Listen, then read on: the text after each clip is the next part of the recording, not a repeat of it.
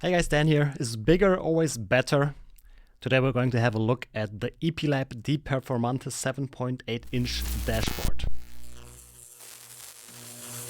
So you probably know it, the usual stuff. Disclaimer first, EPLAB did send me this product for free to test it for this review, but they don't have any impact on it. They don't get to see the script or the video before it's being released.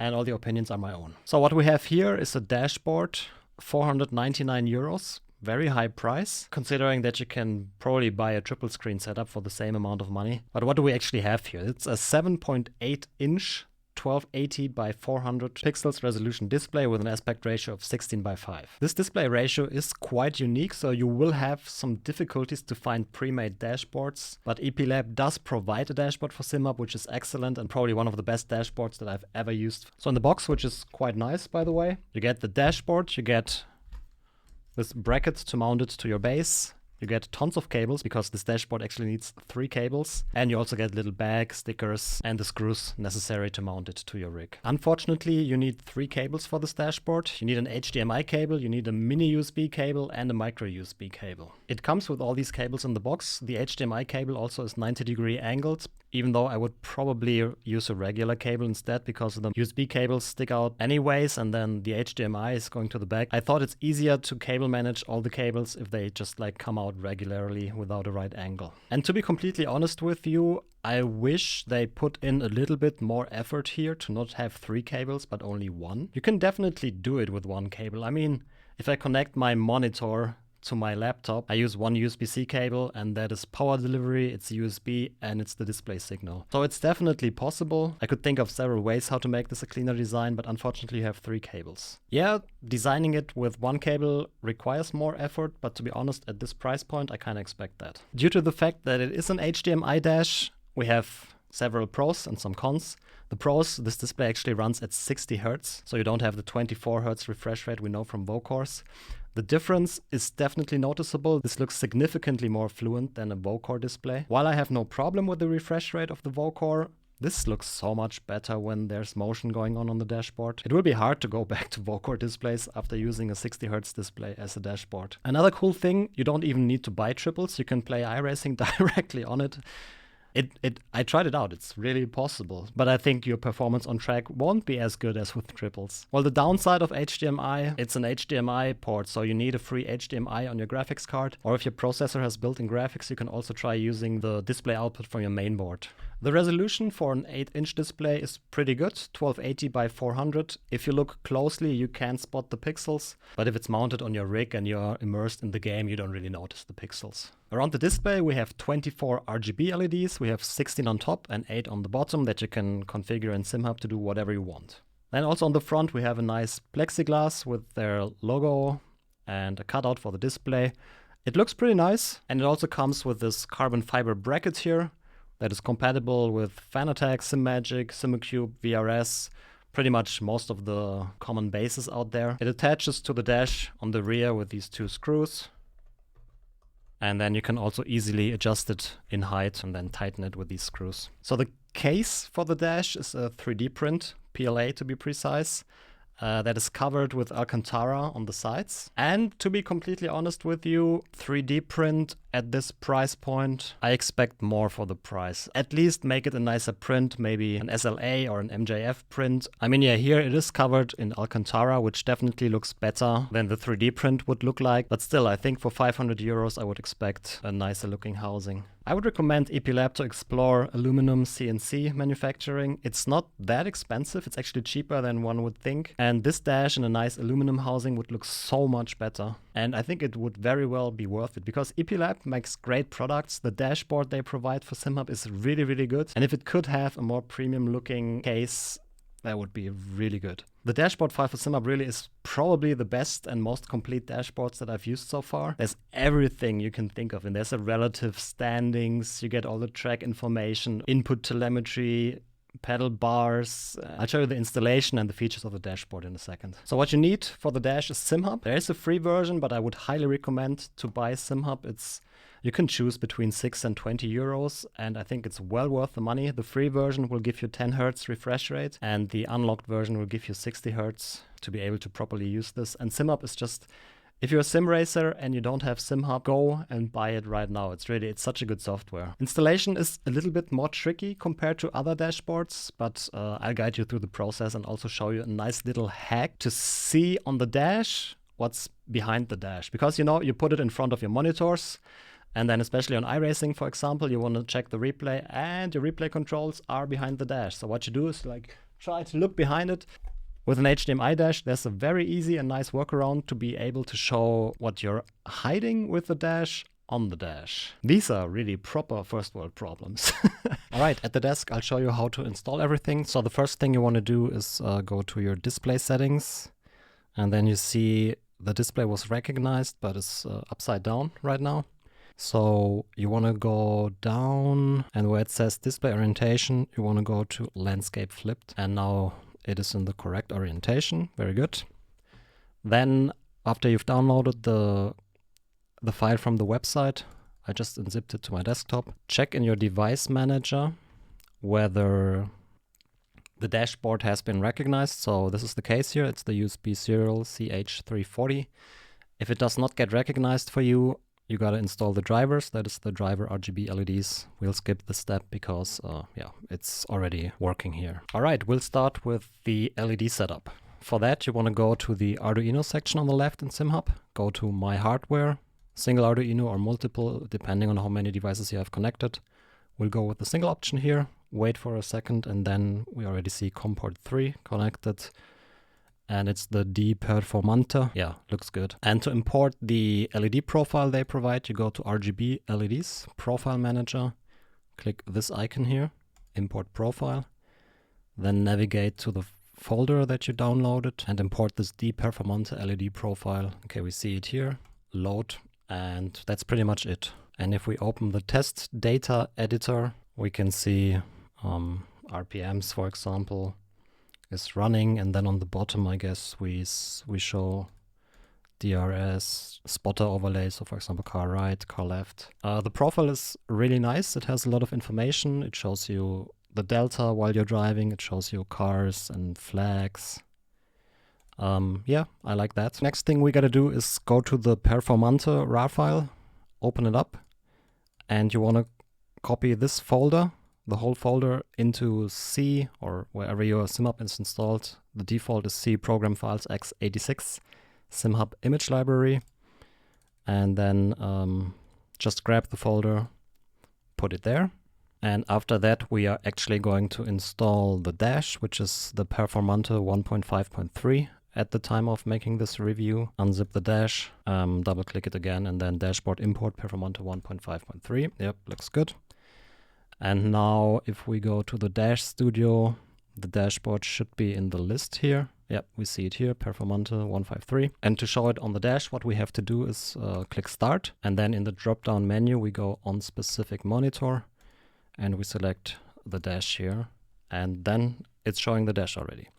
Okay, but it also uses some extra properties that are not default in Simhub, so we gotta install something else. And what we need is the iRacing property plugin, RC, just the exe file, double click it and install it to your Simhub folder.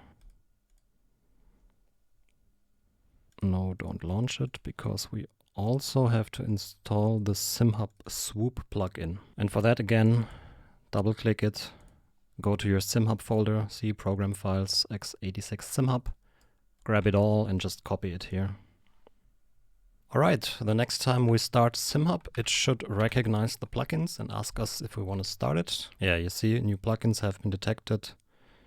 The Swoop, and we'll just enable all the RSC stuff. I don't know what exactly we need for the dash, but we'll just enable them all. All right, now we should be good to go. The last thing we have to do is assign a control to go through the different pages the dash offers. I have my super professional looking GSI controller board here. We're just gonna use this for the demonstration. Okay, the last thing is we want to assign buttons to go through the dash pages. For that, go to Controls and Events on the left here. Click on New Mapping and just type in Graphical Dash Plugin, and we need Next Screen and Previous Screen. So let's go with Next Screen, add that, and then Previous Screen, add that. And now we just have to map them here. Trigger action now, and we're going to use the encoder for that. Trigger action now. Good. So if I now start the dash on specific monitor, you can have it start automatically when you launch Simhub. If I now go through the pages with the encoder, you can see the different things we can display. Okay, to make it easier to see, I'll just put it on the monitor as well. We have one overview where you have useful information, gear, kilometers per hour. There's a relative when you're driving. Some of the information is missing now because we're obviously not in a car. Also, some of the relative here at the moment is a little bit buggy. It will not show you the gap to the cars because some properties in the plugin has been renamed and EPLAB needs to update their dashboard. But I talked to EPLAB and an update should be available on the website soon. Maybe even at the time that this review goes live. So yeah, you have several pages. There's a page, tire pressures and stuff, not really useful for iRacing, but if you have a sim that communicates these values to Simhub, then you will see everything there. Track status, humidity, temperature, fuel levels here. You will see your steering input and brake and pedal inputs here. This is a pit lane dashboard where you can see standings and again, cars around you. The relative actually works on this page. I don't know why it works on this, but not on the other one. But again, that should be fixed soon. Here are standings that will be populated when there's, well, when you're in a session. Several pages for this. And this is a very, very useful dashboard in my opinion, because this will actually show your pedal inputs and not with just a bar, but like these telemetry things you probably know from other plugins. So you can monitor your trail braking traces and stuff like that. I think the default line width is a bit too thin, but it's a Simhub dash, so it's very easily to customize. And overall, this is really the most useful dashboard for Simhub that I've used so far, apart from the minor bugs that should get fixed soon. I think it's the most complete. You have everything in there that I could think of, and it looks pretty good. It reminds me a little bit of the Porsche dash design. But yeah, having the multiple pages you can go through while driving, very, very useful and a nice addition to your rig. Okay, one cool thing that I want to show you. You probably know the problem. You have a dash in front of your monitor and then you cannot see what's behind it. Using an HDMI dash, there's actually a workaround. It's not perfect, but you can mirror the monitor you're hiding with your dash on your dash. I'll show you how to set it up. For that, you need OBS or Streamlabs OBS. We're going to use Streamlabs OBS or Streamlabs Desktop, how it's called now. Because obviously I'm recording the screen recording with OBS, so I can't have both. So just go recording only. Yeah, we will do neither. Skip. Yeah. Skip everything. No, we don't want the page stuff. Okay, now what you want to do is go to settings, go to video, and make sure the base resolution is set to 1280 by 400. Output doesn't matter because we won't use it. This is the native resolution of the display. Okay, so what you want to do is add a screen capture. Make sure you select the screen, well, your central screen. Done. And now we hold Alt on your keyboard and just crop this to roughly the area that is covered by the dashboard and then just resize this. I don't know why the quality looks so bad here right now. It typically looks very good. Maybe use OBS and not Streamlabs Desktop. OBS is better anyways. But like I said, I can't use it because I'm obviously recording the screen capture with OBS. So we have the screen cap, then we want to add another scene. Yes, new scene. And here we're going to add a browser source. Add source, browser source. We're going to make this 1280 by 400. And the URL we're going to get from Simhub. So again, go to your Dash Studio, find the dash, click on Start, and then choose on phone or tablet. And that will give you the URL. I don't know why you can't copy that. So let's just put that in here. Okay, we can already see it loaded the Simhub stuff. So that's looking good. Then right click on it and choose Interact. Important because then we can click on stuff, and here you select Performante 1.5.3. If you don't have it in your last used list, show it on the monitor first, then it will appear there, and then click here. And now where the magic starts, right click somewhere outside of the visible canvas, go to Projector, select Create Output Projector, and then select your dashboard. So that will be the display at 1280 by 400. And now you can see we have the dashboard. It will work just as fine. We can change the pages and everything. But also, when you're out of the game, you can just change the scene in OBS or Streamlabs Desktop. And then it will show you the stuff that is hidden behind your dashboard. Again, the resolution here now is a little bit bad. It's probably because of Streamlabs Desktop or some setting that is weird. I was doing this with OBS and the quality was perfect. The only thing, you have some slight latency on your mouse, but it's still better than not seeing your replay controls at all, right? So yeah, that's a pretty cool thing. You can do that with any HDMI dash. Oh, by the way, one thing that I forgot in the settings here, set this to 60 FPS and not 30. Then it will be a bit more smooth. But yeah, this way you can still use your replay controls and iRacing and everything, and then just like use a Stream Deck, for example, to change between the scenes. If you get this every time you change the scene, by the way, go to Browser Source, Properties, and uncheck the Shutdown Source when not visible. Then it will also save your setting, and you don't have to do that every time. So yeah, I thought this was a very nice, cool trick when you're using an HDMI dash, but that's pretty much it, how to set it up. Hope that helped. And with that, let's jump to the conclusion. So yeah, to sum it up, I have mixed feelings about this dash. I think this here, 3 cables, no, not good. And the build quality also should be better for 500 euros. If they can improve this product with a nice aluminum housing, I can highly recommend it, because the rest is great. You have enough LEDs to display whatever you want. The dash they provide, if they implement the bug fixes that I talked about earlier, honestly, probably the best dashboard that you can use. And also the design itself, I like it. I like that it's a unique design and not just a copy of something used in real cars, or maybe there's something similar and I just don't know it.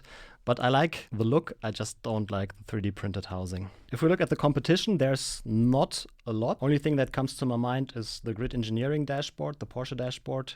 Even bigger, I think it's 10-inch, slightly higher resolution, also uses 3 cables, but they definitely have a nicer looking housing. I have only seen pictures of it, but knowing Grid Engineering, the build will be insanely high quality. So yeah, that's my opinion on the EPLAB D-PERFORMANTE 7.8 inch. If you liked the video, maybe give it a thumbs up. Subscribe to the channel to not miss any future videos. Also, if you didn't know, I'm also streaming on Twitch every Tuesday, Wednesday, and Friday. Maybe come and say hi there. And I hope to see you in the next video. Bye bye.